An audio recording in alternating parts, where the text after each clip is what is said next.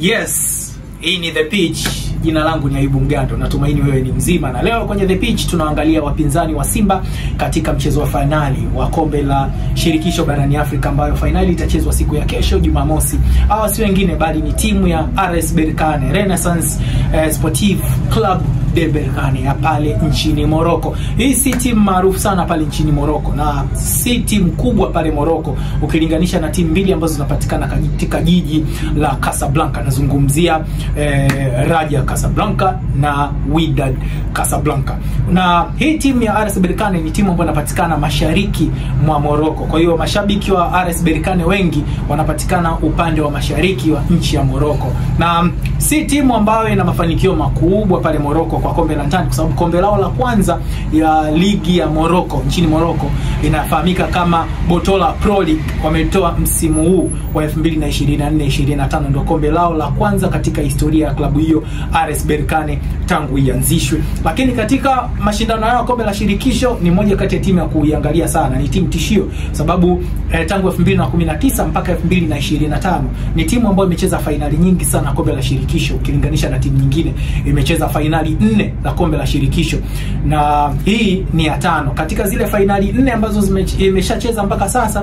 Tuna shuhudia amefanikiwa kutoa kombe hilo mara 2, msimu wa 2020 na msimu wa 2022. Kwa hiyo hii ni fainali yao ya 6 wanajaribu kucheza na kuanza kutafuta kombe la 3 wa kombe la shirikisho. Kwa ni timu ambayo kwenye kombe la shirikisho ni timu hatari sana, na Simba wasiingie wakiwa kama wamebweteka kwamba tunacheza na RS Berkane. Wanacheza na moja kati ya timu ambayo ilikuwa ikitizamwa na wengi na ikipewa nafasi kubwa kutoa kombe la shirikisho msimu huu, pamoja na Zamalek ambayo iliondoshwa mashindanoni. Kwa kile ambacho kilitizamwa na ndicho ambacho kimetokea. RS Berkane imefika finali na inacheza dhidi ya Wekundu wa Msimbazi kutoka nchi Tanzania, jiji la Dar es Salaam.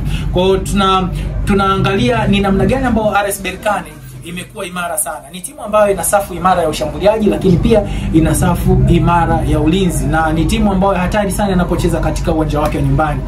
Simba inatakiwa ingie na tahadhari kubwa sana katika michezo ambayo RS Berkane imecheza uwanja wa nyumbani. Ina asilimia ya kufunga magoli 3 na kuendelea katika michezo yake ambayo imecheza katika uwanja wa nyumbani. Kwa hiyo Simba iko ni kitu cha kwanza ambacho wanatakiwa wajiangalie wanapoenda kukutana na RS Berkane siku ya kesho. Lakini cha pili ni aina yao ya uchezaji. Si timu ambayo inafanya pressing, hapana, ni timu ambayo inakaba mstari wa pili. Yaani nazungumzia RS Berkane katika modo yao ama namna yao ama mtindo wao wa kujilinda, huwa wanaanza kukaba kwenye eneo la katikati ya uwanja. Wanakuruhusu timu yako ianzie mashambulizi kuanzia nyuma. Golikipa wako acheze mpira, mabeki wako acheze mpira, wasogee mpaka katikati ya uwanja. Hapo ndipo wao wanapokuja kuanza kupeleka kandamizo lao na kukunyang'anya mpira. Kwa sababu gani wanafanya hivyo? Wanaruhusu mpinzani afike mpaka kwenye nusu ya uwanja ili wapate nafasi ya kuweza kushambulia kwa mashambulizi ya kushtukiza, wakimtumia zaidi mshambuliaji wa wakati ambaye anaitwa Oussama Lamloui, ambaye ndio mfungaji bora wa timu hiyo katika ligi ya nchini Morocco pamoja na kombe la shirikisho. Wanamtegemea sana Oussama Lamloui katika namna ambayo RS Berkane inashambulia. Lakini ni timu ambayo ya 3 katika kombe la shirikisho msimu huu kwa kutumia mashambulizi yale ya moja kwa moja, yani mipira mirefu kutoka kwa golikipa, kutoka kwenye safu ya ulinzi kwenda kwa mshambuliaji wa kati Oussama Lamloui. Yeye ndo anaofanya hawa wachezaji ambao wanakuja nyuma yake kuweza kunufaika na ile mikimbio ama jinsi anavyoweza kukana mpira na kuwafanya wengine waweze kumfuata yeye. Na hii RS Berkane inatumia mfumo wa 4-2-3-1. Kwa sababu gani? Kwa sababu na mshambuliaji ambaye mwenye nguvu, ana kasi na ana uwezo mkubwa wa kufunga pamoja na kutumia nafasi ambazo zinatengenezwa. Kwa hiyo RS Berkane ni moja kati ya timu hatari inapocheza uwanja wa nyumbani, na namna ambavyo inashambulia ndicho kitu ambacho Simba wanatakiwa wajihadhari kwa ukubwa sana. Lakini kitu kingine ambacho Simba wanatakiwa wajiangalia wanapoenda kucheza dhidi ya RS Berkane, waepuke sana makosa ya mtu mmoja mmoja. Nazungumzia safu ya ulinzi ya timu ya Simba, kuanzia kwa Moussa Pimpin Kamara pamoja na hawa mabeki wake wa mbele, hasa Chemalon kama ataanza katika mchezo wa finali, kwa sababu moja kati ya eneo ambalo Simba wamekuwa na wakati mgumu ni endapo Chemalon anacheza, anajiamini sana, hivyo kuna muda anafanya makosa mengi ya kibinadamu ambao anapelekea Simba kuruhusu magoli. Mimi sidhani kama Simba watafungwa zaidi ya magoli 3 dhidi ya RS Berkane.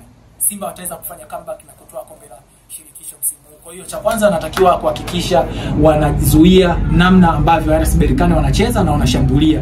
Na tukija tukiangalia katika miaka yote ambao wanacheza finali, wamechukua finali 2, lakini ndani ya hizo finali 2 za kombe la shirikisho wamechukua pia kombe moja la Super Copa Africa. Kwa hiyo unaona ni timu ya aina gani? Si timu ndogo, ni timu ndogo kwenye makaratasi, lakini ndani ya hii miaka 6 ni timu ambayo imekusanya mafanikio makubwa sana katika kombe la shirikisho kuliko timu nyingi ambazo zina majina makubwa na zina wasifu mkubwa barani Afrika.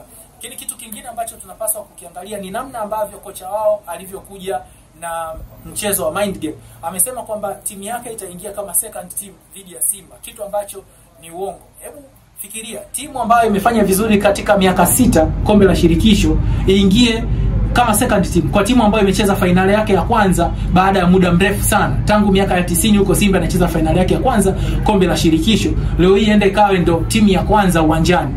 Na kwa nini kocha ameongea hivyo? Muin Shaban ameongea hivyo kwa sababu anataka Simba wakacheze mpira, wakashambulie, wawe kama ndio timu kubwa kutokana na yeye anavyoiangalia, kutokana na wadhifu wa timu ya Simba, huku akiwa anasubiri kutumia madhaifu ya Simba, especially kwa Kapombe pamoja na Mohamed Hussein Zimbo Junior, kwa sababu wao wanapenda kushambulia pembeni, na haya ndio maeneo ambayo wameiangalia Simba ikicheza, na mapungufu mengi ya Simba yako kwenye maeneo ya pembeni. Basi kwa leo The Pitch inaishia hapa.